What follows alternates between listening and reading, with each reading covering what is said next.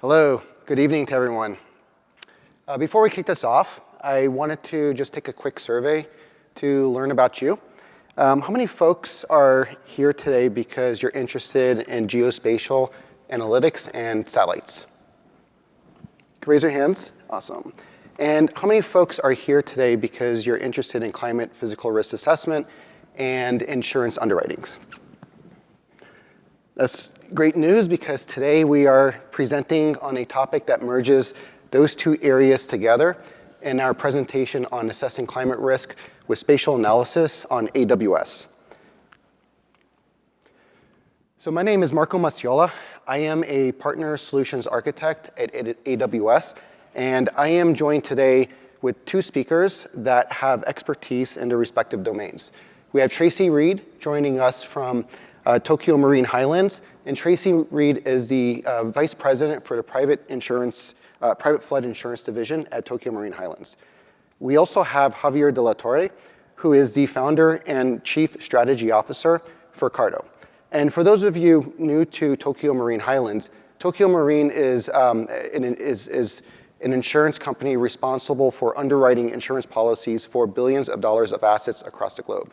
And Cardo is an AWS partner that has built a geospatial analytics product on AWS to support customers like Tokyo Marine Highlands perform geospatial analytics at scale. So to kick this off, I wanted to share an agenda of the key themes and topics we will present and divide between the three of us in this session. So I will cover the first point, where I would bring a perspective on different concepts and themes that we will showcase in this session, and also illustrate the trends and economic challenges that society is facing due to extreme weather events. Then I will hand it off to Tracy Reed, who will discuss the role of geospatial in insurance at Tokyo Marine Highlands, and then we will have Javier cover the last two topics. And what Javier will explore here is the need for organizations to modernize their geospatial technology stack to support advanced use cases. And he will also cover how AWS and Cardo are working together to support customers in this area. So to kick this off, I wanted to first connect spatial analytics with three themes we will present throughout this presentation today. And spatial analysis is a wide term that refers to anything related to location or space. Geospatial analysis is a more specific term that is associated as a tool that is used to help organizations understand events and characterize the what and why these events happen. And we'll also cover the topic of climate risk analysis. And what climate risk analysis is a methodology to help organizations identify current and future potential risks in the surrounding natural environment. And finally, these two concepts, geospatial analysis and climate risk analysis, will be connected together, where Tokyo Marine Highlands will show how this amalgamation of the two concepts can help improve risk models for customers. So one of the key motivations for our talk today is we are witnessing an increase in extreme weather events globally. And this is creating a greater economic burden on society. And the data also matches what we are observing. So since the year of 2000, we have seen a 3 times increase in the number of assets that are lost due to extreme weather events. And we are now in a position where, over the last few years, the loss of physical assets in the US alone has topped $100 billion annually.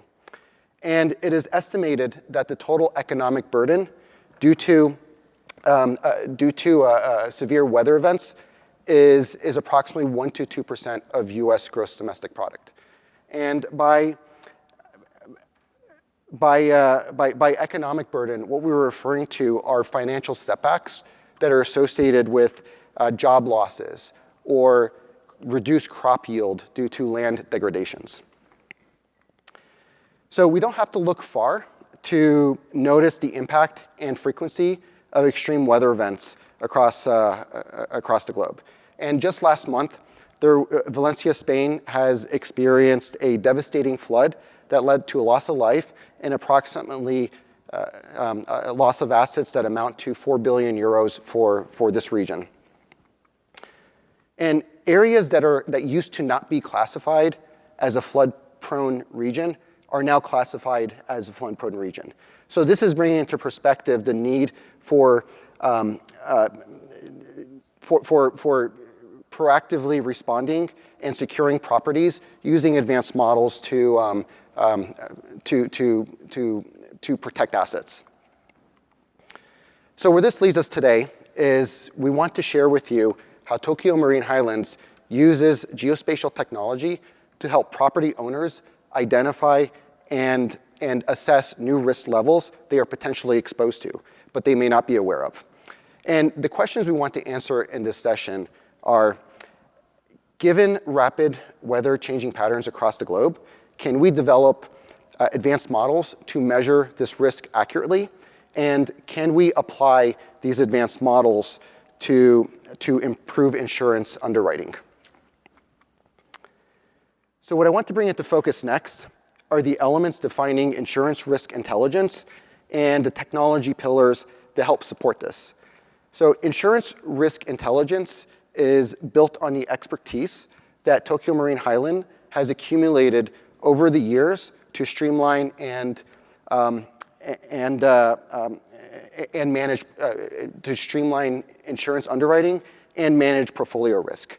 And what this includes on the technology side is that Tokyo Marine is integrating real-time storm tracking information to help them quantify the risk and impact of infrequent but severe storm events.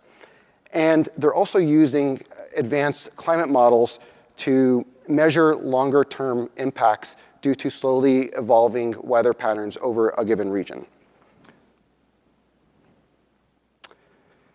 So what Tokyo Marine Highlands does is they connect geospatial data sets with their insurance risk intelligence to bring visibility on how a rapidly changing weather patterns are impacting physical assets.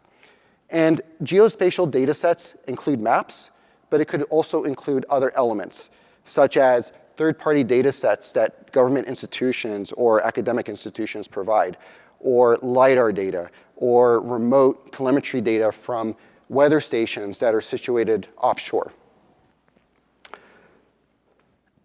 But the process to connect geospatial data sets with insurance risk intelligence is complex, and this requires a lot of data to do it accurately and correctly. And this is where AWS and Cardo come into the picture.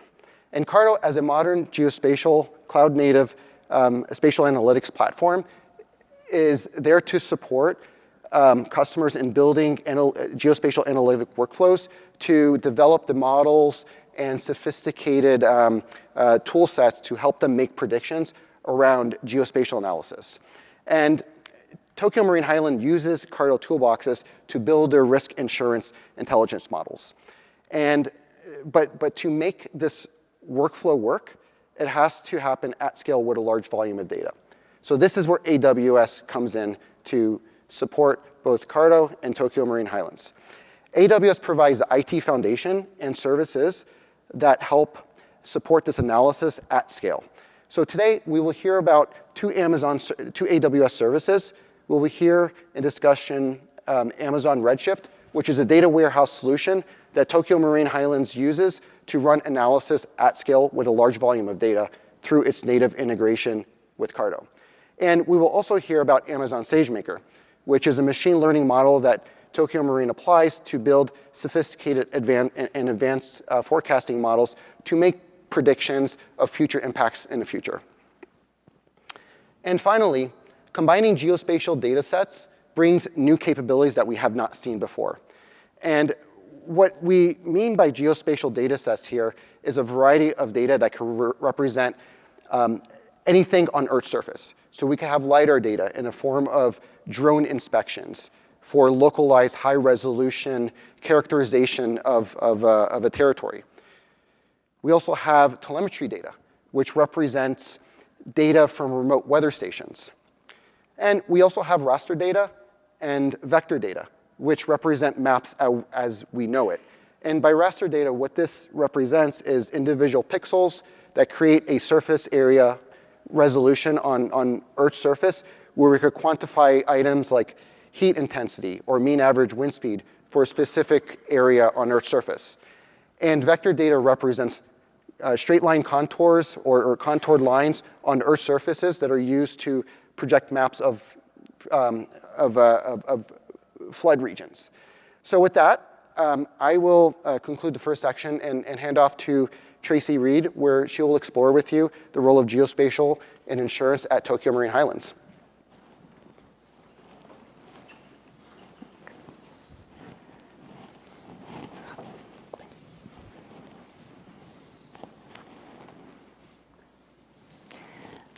Thank you, Marco, for that introduction. My name is Tracy Reed, and as Marco stated, I work for Tokyo Marine Highland. And Tokyo Marine Highland is a managing general insurance agency. We try to offer creative solutions for complex insurance risks. We were founded back in the 1960s as WNC Insurance Services, and we joined the Tokyo Marine family in 2018 when we were purchased by Tokyo Marine Kiln, which is a Lloyd's of London syndicate. At Tokyo Marine Highland, I work for the private flood division. So our job is to create custom flood solutions for homeowners and business owners. And we have been developing and administering flood programs for almost 30 years. We're about ready to celebrate our 30-year anniversary. Under the Tokyo Marine umbrella, we have a defining principle, and that is to be a good company. So what we try to do is live by these 3 pillars that you can see on the screen here. All of the pillars are equally important, so we really want to strive to achieve all of them in order to have balance. And the 3 things that we work on is we want to look beyond profit. So all of our actions that we take, we want to take them with integrity. We want to build trust with our key stakeholders and our customers. We also want to empower our people. So we want to make sure that we're giving any of our employees the tools in order to make decisions independently and efficiently. And then we also want to deliver on our commitments. So we want to make sure that we're there for society in times of need. And in insurance, that's really at a time of claim. So how quickly are we responding to claims? How accurately are we deploying our resources with regards to that?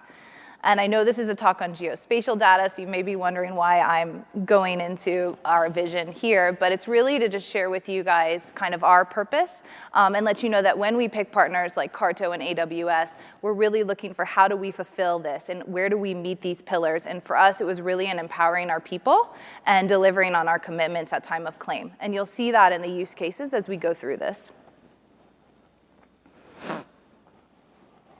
So a little more background on flooding.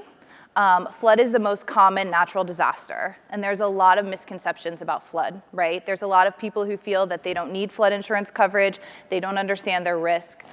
Flood is not covered under a standard homeowners policy in the United States, so it's a separate coverage that has to be purchased. And people really have difficulty understanding what their true risk is. So we're seeing a lot of uncovered flood losses. What we're also seeing is that the ocean temperatures are rising. And what that means is that our storms are increasing in strength and size. So what happens when you have a storm or a hurricane moving over warmer ocean water? It's going to begin ingesting that water vapor and heat much more faster, and it's going to strengthen rapidly. So we're going to see winds are becoming more intense, and rainfall is becoming heavier. So that's just showing what we've seen repeatedly is that hurricanes are becoming bigger, they're becoming stronger, they're doing more damage. We saw that happen this year with Hurricanes Helene and Milton. I'm sure you guys saw a lot about those in the news. They were truly devastating storms, and they caused billions of dollars of damage. And when you look at the statistics on the storms, you can see there were areas in North Carolina, which was one of the hardest hit areas by Hurricane Helene, where only around 1% of those people that had flood losses actually had a flood policy. So after the event, they were not made whole. They're going to have to rely on disaster assistance. So our job really when we're using this tool not only is to help create and make underwriting decisions, but we want to educate people around the importance of flood insurance coverage so that they're more apt to purchase the coverage. So Tokyo Marine Highland and Carto partnered together in 2021 to start creating custom maps. And during that time, TMH started to learn what Carto's capabilities were.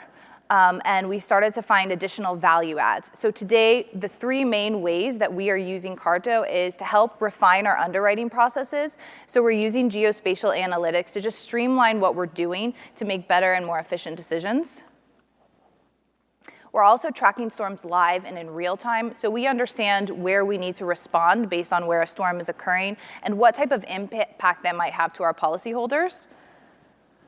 And then we're managing our portfolio and our tail risk and looking for aggregate concentration just to make sure that we're diversifying our business for flood losses. So here you can see, this is an example of a workload that's run on AWS and applied in Carto. We're using the National Hurricane Center here, and we're using their storm tracking data.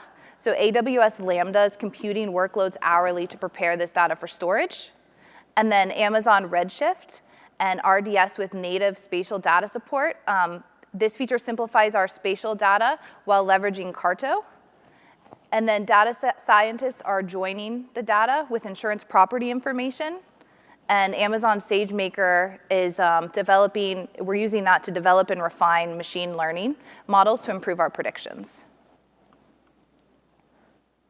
So just kind of diving into some maps and some use cases, what's on your screen now is our underwriting risk assessment map, and this is what our underwriting team uses for initial risk assessment. So for properties coming into us, for us to place into a program, for us to assign a rate to, this is one of the maps that we would use to help us determine what the hazards would be.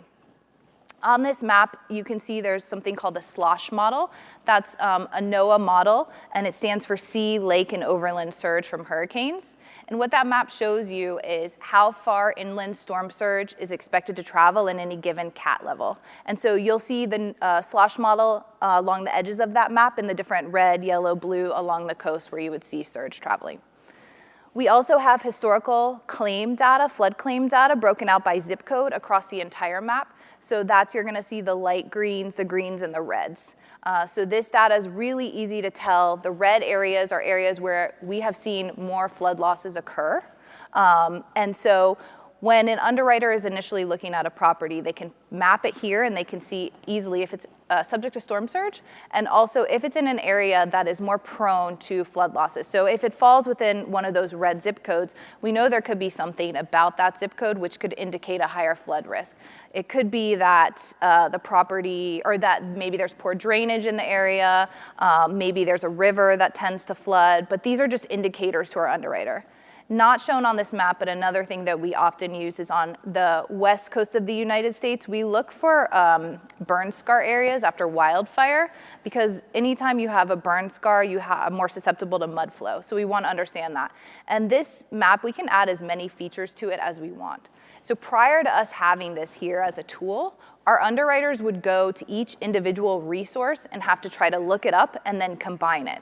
You can see how quickly now our underwriter can assess risk, and they're able to make decisions much quicker, and we're not wasting their time, right? We want to make sure that they're doing the skill set that they're good at, that they've been trained to do. And so this map is really helping us apply that quickly. So this map here is another one we use. This is our live storm tracking map. And this actually was a snip from when Helene was coming. So you can see at one point in time, this was what Helene looked like.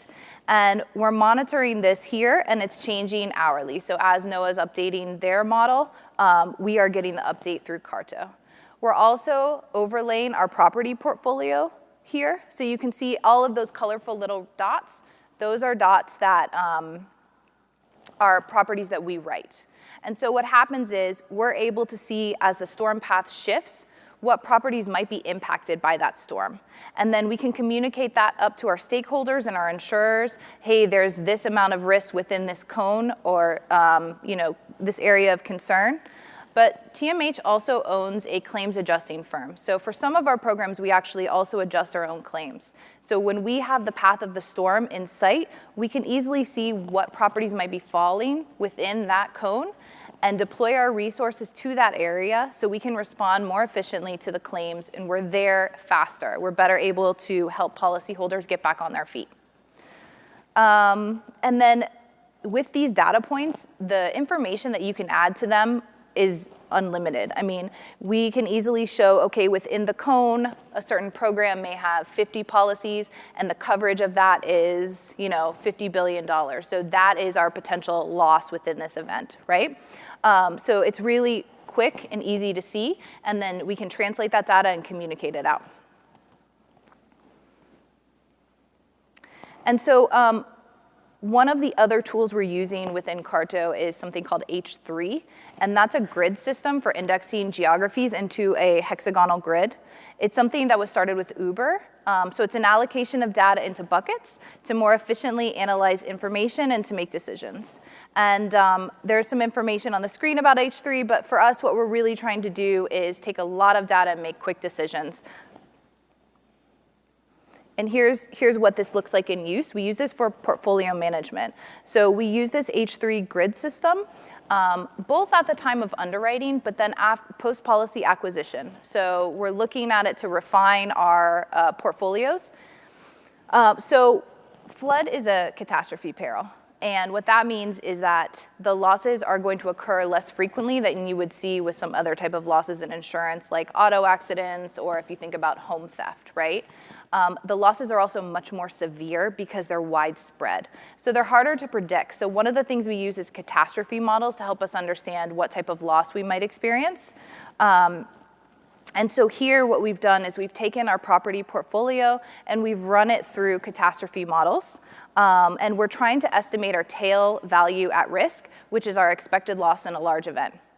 And then we've ranked these hexagons. So you can see there are low contributors or areas where we don't have so much, we don't have a high aggregate concentration and we wouldn't expect as large of a loss. And then we have high contributors, which is our areas of maybe more concern that we have to be aware of.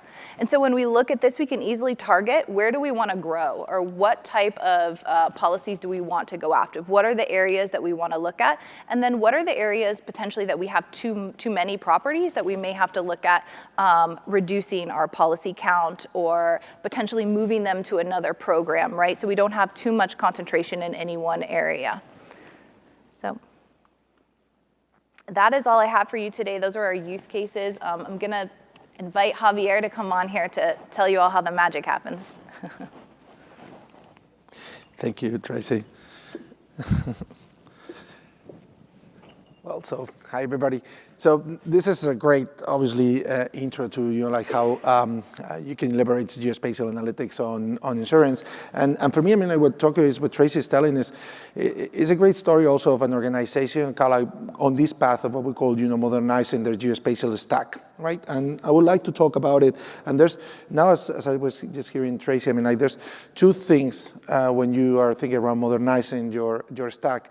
One is the tools and how do you do the data management, and we'll talk around how AWS enables you to move all that to the cloud, but also the usage of H3, about how do you architecture, how you design your geographic support systems to better perform and the analysis, not only for the scalability, but also to get better insights. And then Talking Highline is just doing both, and I think that's super exciting. So yeah, so let's talk a little bit about that. On today's kind of like organizations, I mean, like there's many organizations working with geospatial data. But one of the things that we see common to a lot of them is that they have to work, and that the geospatial data is something that they end up having to sync with other systems very often. So it's very, very complicated sometimes to work with it. It's also because the geospatial data, things like the objects that Marco was talking at the beginning, is called a silo. It lives on separated engines. It's separated, from the rest of the analytics, and that basically means that like it's difficult to extract a lot of value from it. And we think a lot of this at the core of it is because this thing I want to show you. In an ideal ecosystem, you will want geospatial data to live together with the rest of your kind of like data that you use in your organization, right? You will want, to be able to kind of like combine it with all sorts of other kind of like data on your processes and be able to create dashboards, perform analytics, et cetera, right? So that's how you would really want it to be. But the reality for most organizations these days is that geospatial data tends to be silo. It tends to be silo into GIS-specific data formats and very often, honestly, like living on files on desktops, on computers, right? So in a way, I mean, geospatial data is kind of like the last data that is kind of like making its path to the cloud. And actually that has a big impact in the way that you use it and the value that organizations can take for that.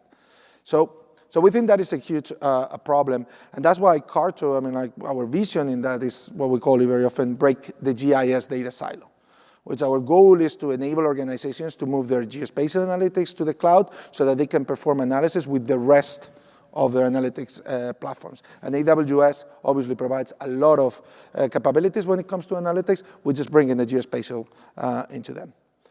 So some of the capabilities that Carto provides on top of that vision is, you will see, like one of the principles that is cloud native. I'll elaborate on that in a minute. But also, that is prepared to handle some of the modern requirements. So we talk about like sizes of data increasing. So it's easy to make a map on a BI tool with hundreds of thousands or millions of points. But if you start working on tens of hundreds of millions of points, then it's going to be very challenging. So the scalability of of data is something that we handle. We also find very often that doing a spatial analysis is not accessible. So I'm going to show you a little bit about that. And in the case of particularly in insurance, but almost on every other industry, mixing your data with other data sources, in the case of combining where your customers are, to weather. So doing a spatial data enrichments is also something that we see that it tends to be very hard for organizations that we accelerate. But let me just show you a few examples of that. I was talking about the importance first of your architecture, right? If you want to move your geospatial to the cloud, I mean, what we believe is that you have to use all the capabilities of the cloud that has to offer, and that's what we mean really being cloud native. And what we mean when we say cloud native is that Carto is built on top of the analytics engine that AWS has to offer, right? And we'll talk about Redshift. That's what Marine highlighted a lot. And there's also SageMaker for a lot of the data modeling. But you also have many organizations using EMR with Spark or PostGIS and PostgreSQL already managed in RDS services, right? So what Carto does, it extends the capabilities of those engines to add more spatial capabilities, as you will see, and provides you with user interfaces to create and perform this analysis that we were showing before. And when we do an analysis, it compiles into SQL that is run by those engines. We don't extract the data into a separated system and compute on our own geospatial engine. No, we do geospatial analytics in the existing native cloud infrastructure. And that is great because it means now that you can do a spatial analytics where you have the rest of all your data. You shouldn't need to have a dedicated spatial or geospatial platform separated with the rest of your analytics. And that's what we're really going in here. On the process of that, we have to enable, obviously, ingestion of data. So how do you store things like vector data, the different data types that we're talking? How do you move shape files, geopackages, all these geospatial data sets? How do you move them into Redshift? We help you with that. But also, how do you store raster on something like Redshift? And how do you access that raster data on SQL? Those are the things that we also provide. And finally, when you use them, we expose it in a set of APIs so that you can integrate it inside your own applications or inside your system BIs, etc. So that's a little bit, what we mean. And more than anything, I just want you to highlight the difference of being cloud native, where you perform the computation on the engines like Redshift, versus when you can connect to Redshift, get the data, and perform the analysis somewhere else. That's a very big difference in here. And how do we do that? How can we run all our spatial analytics already directly on the engine? We do it by installing something we call the Analytics Toolbox. So an Analytics Toolbox is a set of UDFs and stored procedures that you install on your Redshift or your RDS or different engines, and that extends the capabilities of Redshift to perform things like, for example, H3. So the hexagons that we're showcasing that are so important for scalability. So we provide you with the H3 functions inside Redshift so that you can use them on SQL. Similar, like more kind of like clustering mechanisms. We provide you statistics. We provide you things like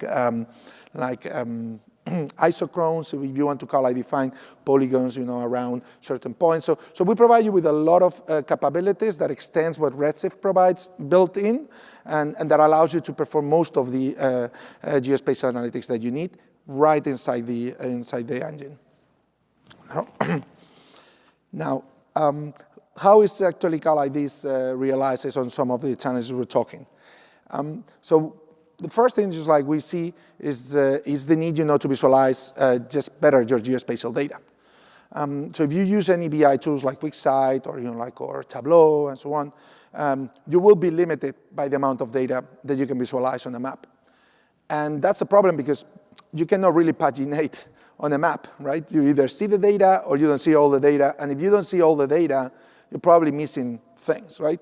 So for us, the possibility to really explore all your data with all this precision, with good cartography on it, it's very, very important. So that's one of the areas that we provide.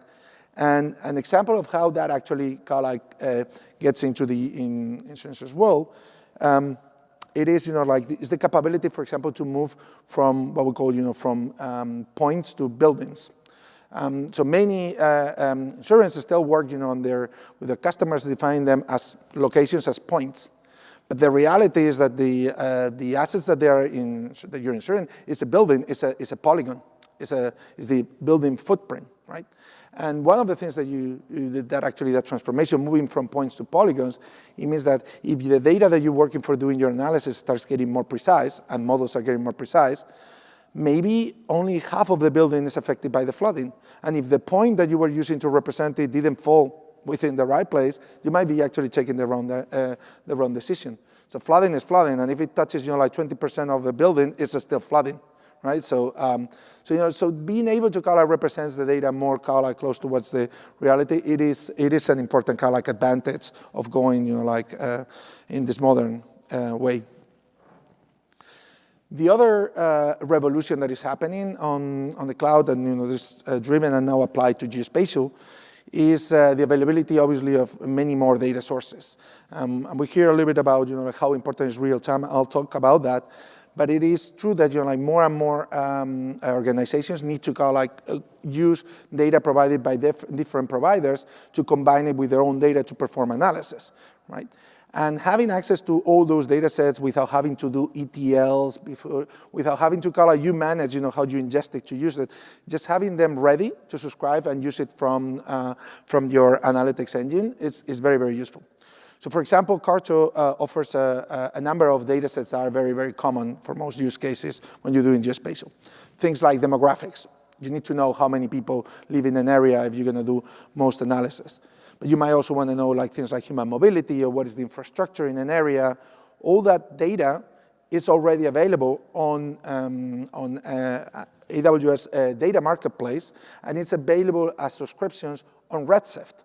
So that means that you can subscribe to a data set provided by a third party like Carto, and it will become just a regular table inside your Redshift without you having to do an ETL.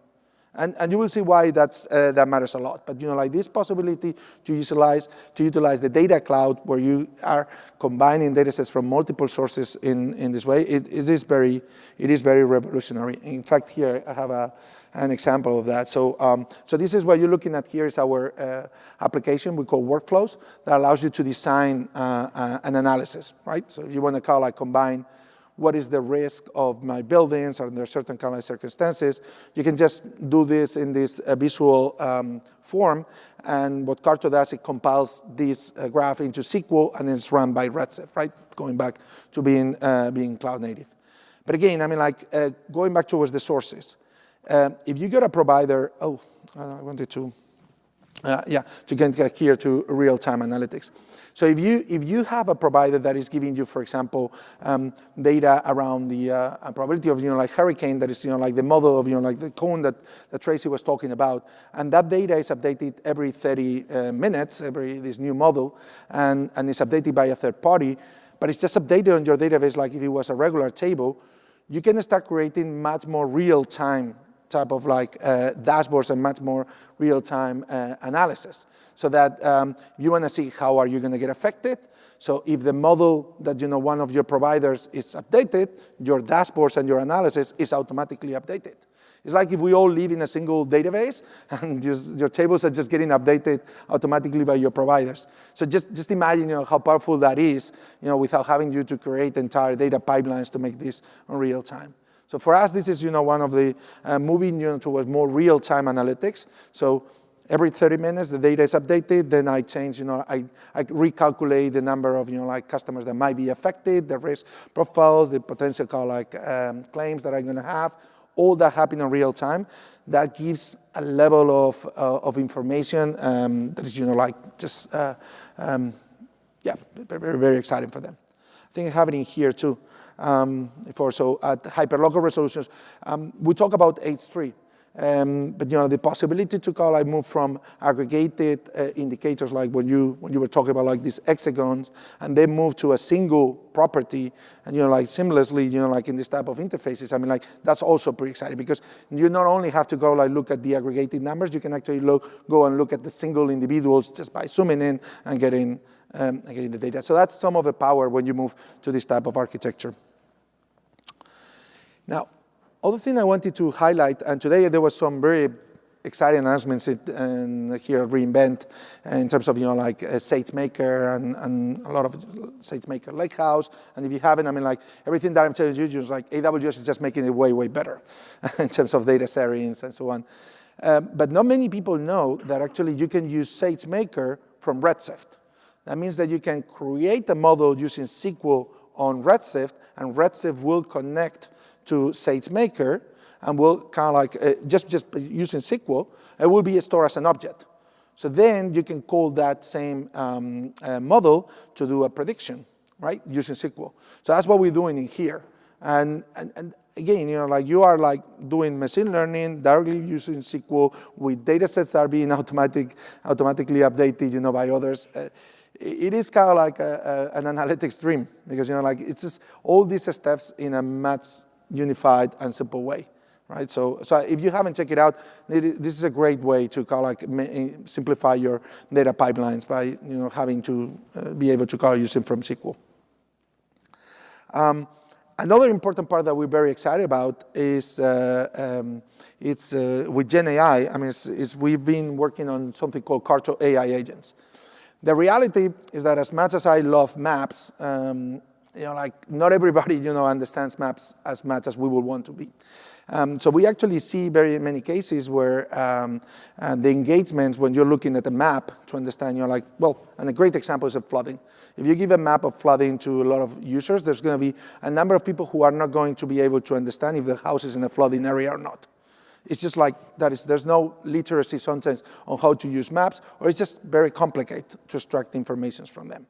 And that's where AI and Gen AI had a huge potential. So we're looking at using AI to help talk to the map. And that's what we presented. We're calling it Carto AI agents. Is the video working? Yeah, here it is. It's a little bit of a demo.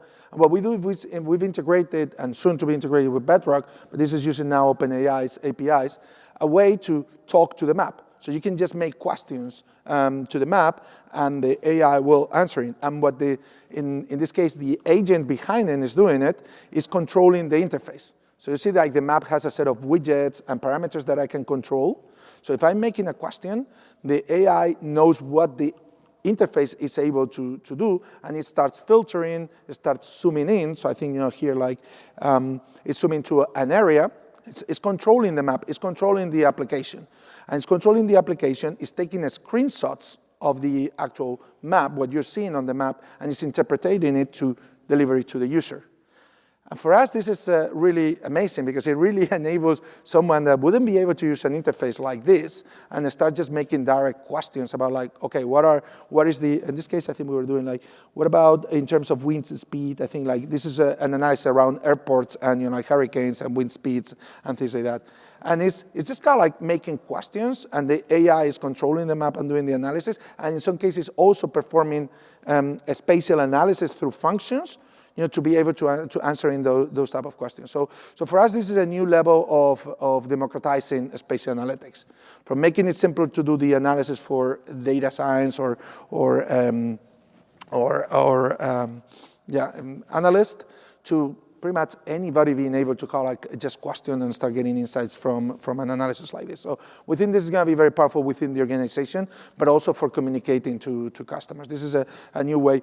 In fact, we really predict that in some cases we're going to end up designing sometimes these maps that we were showcasing, but the user will not even see the map. We'll just be talking into an interface, and under the hood there will be a map that the AI is controlling, but it's actually abstracted by the AI. So super excited with that. Now we're talking here about insurance, but obviously the climate risk is applying to many organizations. I would like to say that everything happens somewhere, but in the case of climate risk, I think it's pretty much to every industry it gets affected. But maybe online gaming, not, but the rest, not even online gaming, because you lose connectivity. But yeah, I mean, this is it applies to many different industries. So just to put a few in here, we talk obviously of climate risk zones and decision making. But you have to think about someone like a telecommunication company, that has to be prepared to look at how resilient is my infrastructure. In the case, when there is a hurricane, how am I going to be able to serve my customers? How can I restore the services more efficiently? Those are all the spatial questions they're going to also need to do. In health, obviously, emergency response is critical, and spatial analytics helps a lot, to do that. But also vulnerability mapping. Who is going to be more vulnerable if, the catastrophe comes, right? Those type of analysis, spatial analysis, we see in that, and being able to do them now much more efficient. The public sector is very obvious. Disaster planning, response, infrastructure resilience. We work a lot with different states who are creating these risk maps that are looking at how resilient infrastructure is, how vulnerable communities are. All of that is a spatial analytics based on what you're seeing. And then even retail and supply, we're seeing more and more now customers asking us about, what about supply chain continuity? What if if this event happens, how am I gonna be affected, on my distribution centers? Am I gonna be able to continue providing service? This preparing of we know there's gonna be these events. How prepared are we for them? Is a lot of the questions that you can solve with the spatial analytics. So with that, if you're interested around it, just go to carto.com. There's you can get an account. You can try a trial for 14 days, and you can just ask for help. And there's also a tutorial where you can follow up and try it yourself. So yeah, just check it out. A few more things that I don't want to forget. We will have some time for some questions, but just right after this, we're organizing a Geo party. So if you're interested on Geo, we're having a party actually it's not at the Venetian, it's at the Palazzo Resort Pool Deck. But if you want to join us, we'll be just going directly. So please, just join us. Will be great. So you get cocktails for coming to this session. So I think I just want to say thank you for that. But before I just learn some new announcements. I'm just going to relate it to the rest. So you see when I was talking a little bit about, this data easily combined, right? These data sources and so on. So AWS just announced support for iceberg tables on S3, which is incredibly exciting. We're actually working on adding geospatial support on iceberg tables too. So if you're interested or you're thinking about what is the future of data architectures around geospatial with iceberg and so on, I'll be very happy also to talk to you about it. There's a lot of very exciting things that have been announced today. So I just happy to talk about it. With that, thank you very much.